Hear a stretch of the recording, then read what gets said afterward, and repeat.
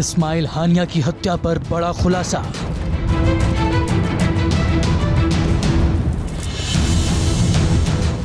साठ दिन पहले से तय की गई थी हमास चीफ की मौत।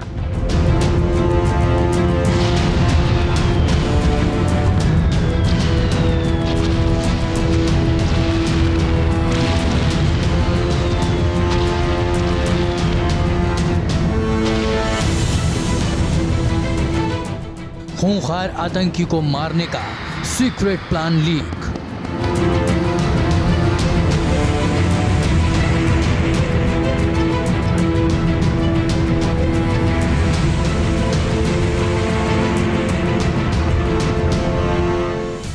हमास का सरगना इस्माइल हानिया 31 जुलाई की रात मारा गया। उसकी हत्या के बाद ईरान समेत पूरी दुनिया में तहलका मच गया।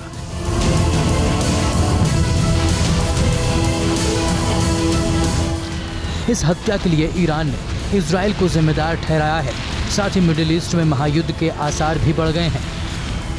हानिया को जिस तरह मारा गया वो बेहद चौंकाने वाला है। ईरान की धरती पर मोसाद ने उसे ठिकाने लगा दिया और ईरानी सेना को भनक तक नहीं लगी। हानिया की हत्या को लेकर अब अमेरिका ने बड़ा दावा किया है। अमेरिकी मीडिया हाउस न्यूयॉर्क टाइम्स के मुताबिक जिस गेस्ट हाउस में हानिया रुका था वहां 2 महीने पहले ही बम फिट कर दिया गया था। तेहरान में 30-31 जुलाई की रात हानिया जहां रुका था वो गेस्ट हाउस निशात नाम के कॉम्प्लेक्स में मौजूद है। यहीं उसे ठिकाने लगा दिया गया। न्यूयॉर्क टाइम्स के इस दावे पर ईरान के 2 और मिडिल ईस्ट के 75 अधिकारियों ने भी सहमति जताई है। माना जा रहा है कि कातिल ने हानिया को मारने से पहले लंबी प्लानिंग की थी। पहले उसने हानिया का पूरा शेड्यूल देखा, उसके बाद ही उसकी मौत की पूरी स्क्रिप्ट लिखी गई और 31 जुलाई को रात 2 बजे अपने मंसूबों को अंजाम दे दिया। हानिया की हत्या के पीछे मोसाद का हाथ माना जा रहा है। हालांकि इजराइल ने अब तक इसे लेकर ना तो हामी भरी है और ना ही इनकार किया है। इसलिए उसके दुश्मनों की बेचैनी और भी बढ़ गई है।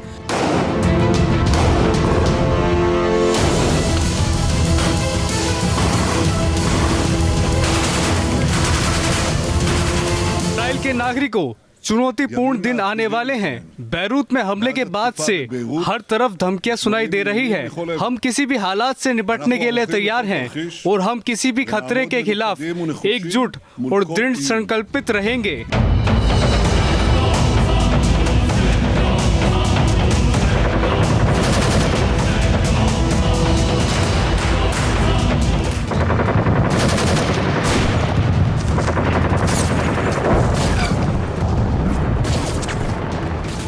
दरअसल हमास चीफ इस्माइल हानिया ईरान के नए राष्ट्रपति के शपथ ग्रहण समारोह में शामिल होने गया था। रात में वो निशात कॉम्प्लेक्स के उस वीवीआईपी गेस्ट हाउस में गया जहां उसके ठहरने का इंतजाम किया गया था। रात को जब हानिया गहरी नींद में था तभी पहले से प्लांट किए गए बम में जोरदार धमाका हुआ और आतंक के आका की मौत हो गई।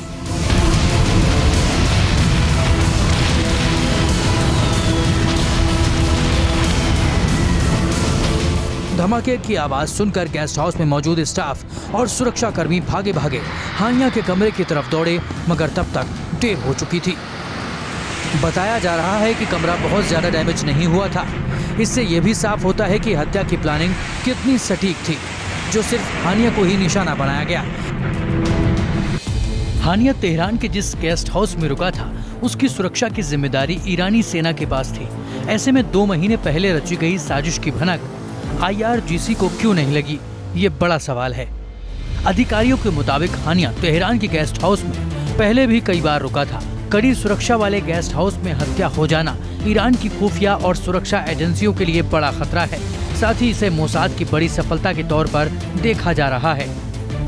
अमेरिका की CIA और इजराइल की मोसाद उसके ऊपर नजर बनाए हुए थी। जब वो तेहरान में गया तो वहाँ उसे एक मिसाइल के थ्रू मार दिया गया। इसके रिजल्ट 2 हुए। सबसे पहला तो ये कि पूरी दुनिया के अंदर ये खबर दोबारा से इजराइल का दुश्मन कहीं भी किसी भी देश में हो बचेगा नहीं। और दूसरा ये कि ईरान अपनी सुरक्षा एजेंसी और रेवोल्यूशनरी गार्ड्स कमांडर्स के ऊपर घमंड करना बंद कर दे। हानिया की हत्या कैसे की गई, इसे लेकर अलग अलग दावे किए जा रहे हैं। इससे पहले ये कहा गया था कि मोसाद ने ह्यूमन इंटेलिजेंस के जरिए तेहरान में इस्माइल हानिया की लोकेशन को ट्रेस किया और अपने साथियों को हमले का सिग्नल भेजा। दावा किया जा रहा है कि मोसाद एजेंट्स ने 2 spike NLOS missile IRGC guest house पर दागी। पहली मिसाइल ने गेस्ट हाउस की छत को चीरते हुए हानिया को डायरेक्ट हिट किया और दूसरी मिसाइल के धमाके ने गेस्ट हाउस को मलबे के ढेर में बदल दिया।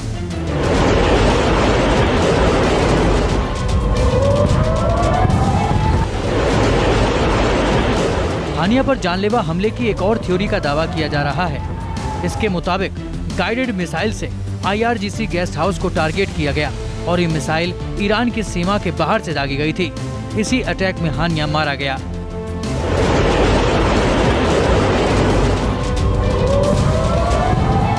थ्योरी कुछ भी हो, लेकिन सच्चाई यही है कि हानिया की हत्या हो चुकी है। तेहरान में हुई इस वारदात के बाद मिडिल ईस्ट में तनाव बढ़ गया है। ईरान ने इजराइल से बदला लेने की धमकी दी है, तो इजराइल भी पूरी तरह तैयारी का दावा कर रहा है, यानी एक और महायुद्ध की आहट हो चुकी है।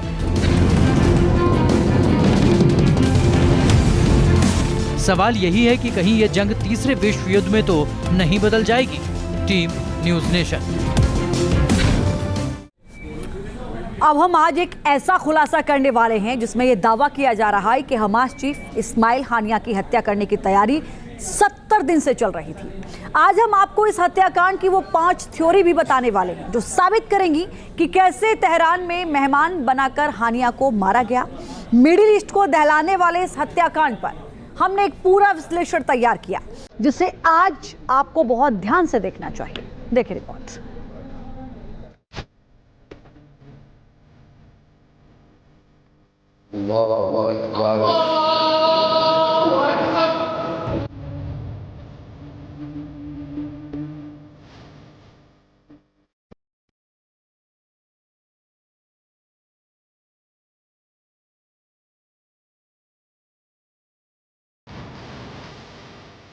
सत्तर दिन में हानिया के सर्वनाश प्लान का सच। 1 दिन, 2 दिन, 10 दिन या 50 दिन नहीं, बल्कि पूरे 70 दिन से हानिया को मारने की तैयारी की जा रही थी।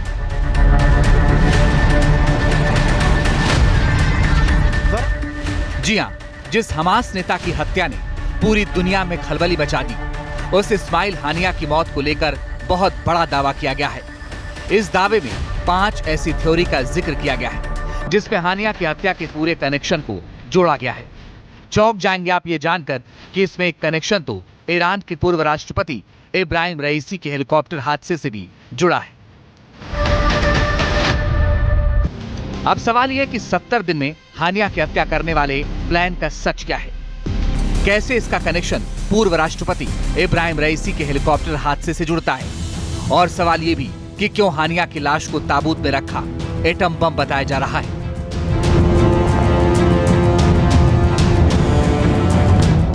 मिडिल ईस्ट में बारूदी चिंगारी भड़काने वाले इस हत्याकांड से उठे हर सवाल का जवाब आज हम आपको देने वाले हैं। मगर पहले इब्राहिम रईसी के जनाजे का वीडियो आपको दिखाते हैं। दावा किया जा रहा है कि हमास के नेता के जनाजे में करीब 10 लाख लोग शामिल हुए। अपने मेहमान की मौत पर ईरान के सुप्रीम लीडर अली खामनेई तक ने फातिया पढ़ा, जिसके बाद हानिया के शो को पूरे शहर में घुमाया गया। इस वीडियो को खुद ईरान की सरकार ने जारी किया है, जिसे जारी करने के पीछे खास मकसद बताया जा रहा है। जानकारों के मुताबिक ईरान ने इस वीडियो को जारी करके 2 मकसद पूरे करने की कोशिश की।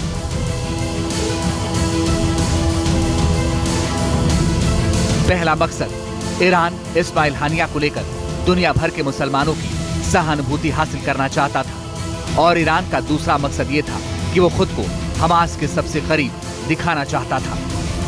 इस्माइल हानिया का जनाजा पूरी दुनिया को दिखाने के बाद ईरान ने ऐलान कर दिया है कि वो 72 घंटे के भीतर इस हत्या का बदला लेकर रहेगा। दूसरी तरफ अमेरिका ने भी बड़ा बयान दिया है और साफ कर दिया है कि अगर इजराइल पर कोई हमला होता है तो वो अपने सहयोगी देश की पूरी ताकत से साथ देगा, खड़ा रहेगा। इन दोनों खबर की डिटेल भी आगे देंगे। पहले हानिया की हत्या के 5 जो कहानियां थ्योरी है उसके बारे में आपको बताते हैं। हानिया की हत्या की पहली थ्योरी। इस वक्त आपकी टीवी स्क्रीन पर हेलीकॉप्टर जैसा छोटा सा जो हथियार दिखाई दे रहा है, दावा किया जा रहा है कि हानिया की मौत को नींद सुलाने में इसकी अहम भूमिका रही। इजराइल के इस छोटे से ही ड्रोन ने हमास के आतंकी इस्माइल हानिया की लाइव लोकेशन की जानकारी दी थी, क्योंकि तेहरान में राष्ट्रपति भवन से सिर्फ 150 मीटर की दूरी पर जिस जगह हानिया की हत्या की गई, वहां तक पहुंचना किसी के लिए भी आसान नहीं था।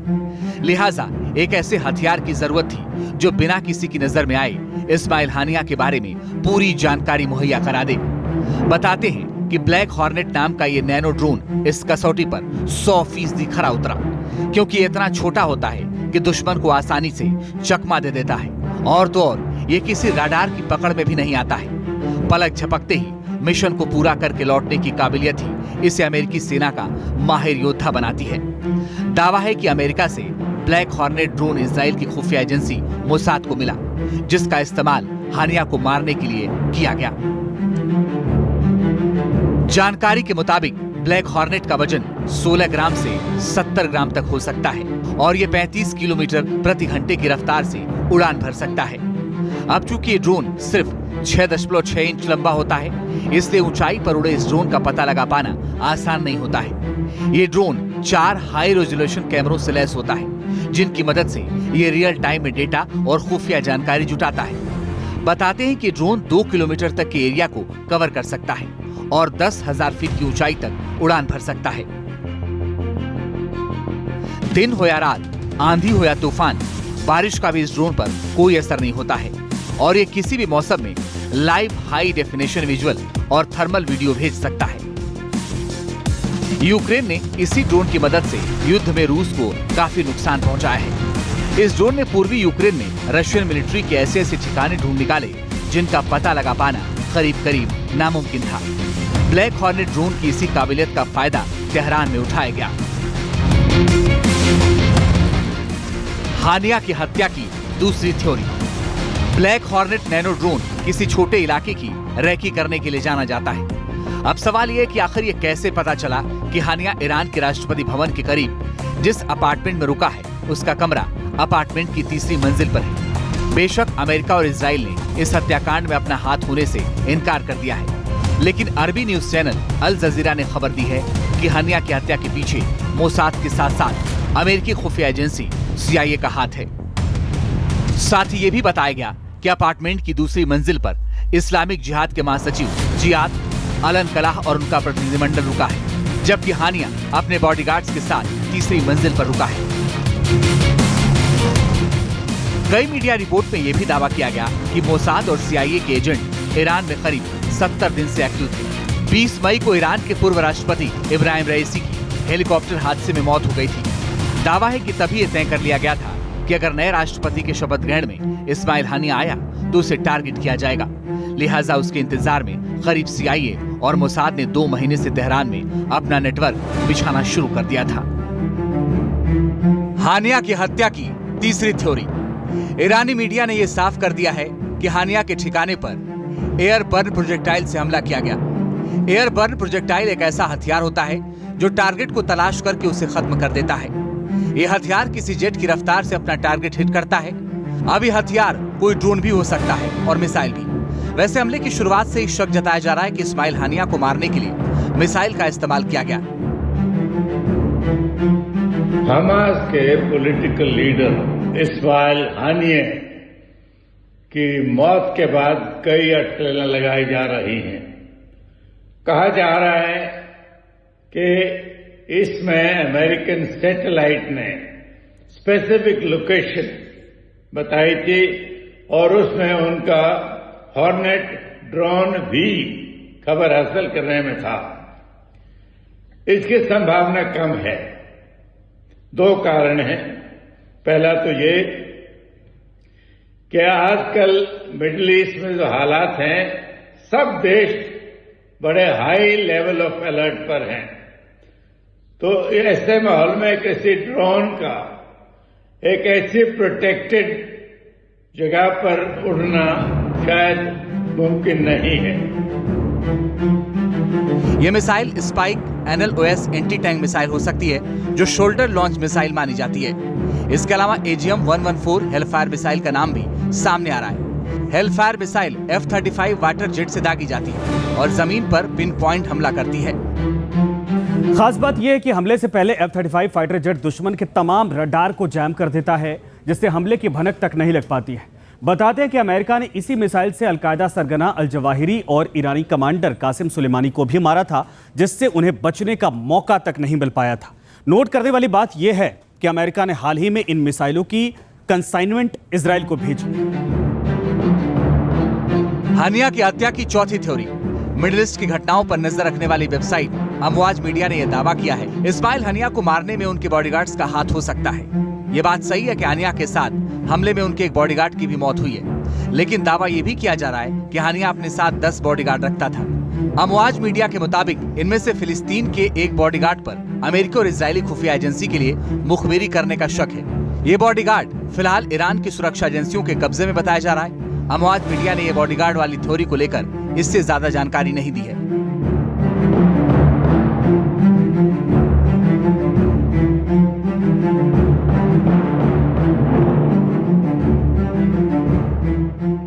हानिया की हत्या की 5वीं थ्योरी।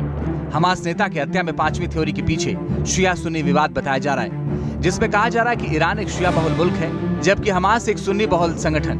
बावजूद इसके तमाम मतभेदों को दरकिनार करते हुए ईरान के सुप्रीम लीडर अली खामनेई हमेशा से हमास का खुला समर्थन करते रहे। ईरान से हमास को हथियार से लेकर फंडिंग तक तमाम तरह की मदद भी दी जाती है और ऐसा सिर्फ इसलिए किया जाता है ताकि हमास इजराइल के खिलाफ लड़ाई लड़ता रहे। मगर जानकार मानते हैं कि ईरान में भी एक बहुत बड़ा ऐसा वर्ग है जो सुन्नी संगठन हमास से नफरत करता है। मुमकिन है हमास के चीफ को ठिकाने लगाने में मोसाद ने ऐसे लोगों की मदद ली हो। उनकी मौत के पीछे ईरान का भी हाथ था, ये मुमकिन है, क्योंकि हमास की मिलिट्री और पॉलिटिकल लीडरशिप में भेदभाव था। उनके पॉलिटिकल लीडर बाकी जो आतंकवादी समुदाय हैं उनसे बीजिंग में मिले थे और उनसे कोई समझौता हुआ था, जिससे इजराइल जो हमास और हिजबुल्लाह और इराक में आतंकवादी हैं उनकी मदद में लगा हुआ है, उसकी इम्पोर्टेंस कम हो सकती थी। अब इस्माइल हानिया की हत्या की थ्योरी भले ही जो हो, एक बात तो तय है कि इस हत्या ने बारूद के ढेर पर बैठे मिडिल ईस्ट की चिंगारी को दिखाने का काम किया है, क्योंकि पिछली बार इजराइल ने ईरान के सीरियाई मिलिट्री बेस पर हमला किया था, जिसके जवाब में ईरान ने इजराइल पर 200 मिसाइलें दागी थी।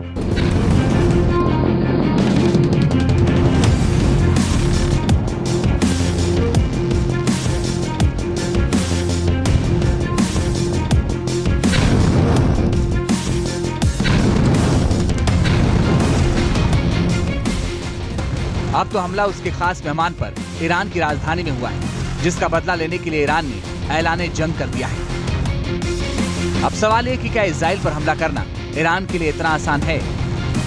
दरअसल इजराइल के समर्थन में भले ही सुपर पावर खड़ा हो, मगर पिछले 10 सालों में ईरान मिडिल ईस्ट की मिसाइल और ड्रोन पावर बनकर उभरा है। ईरान के पास बैलिस्टिक और क्रूज दोनों तरह की मिसाइलें हैं। दावा तो ये तक किया जाता है कि ईरान ने करीब 1000 बैलिस्टिक मिसाइलें इजराइल के लिए अलर्ट मोड पर रखी, जो सिर्फ एक इशारे पर इजराइल में तबाही मचा सकती है। यूरेशियन टाइम्स नाम की वेबसाइट के मुताबिक ईरान के पास 9 तरह की ऐसी मिसाइलें मौजूद हैं, जो युद्ध के हालात में इजराइल के लिए बड़ी मुसीबत पैदा कर सकती है।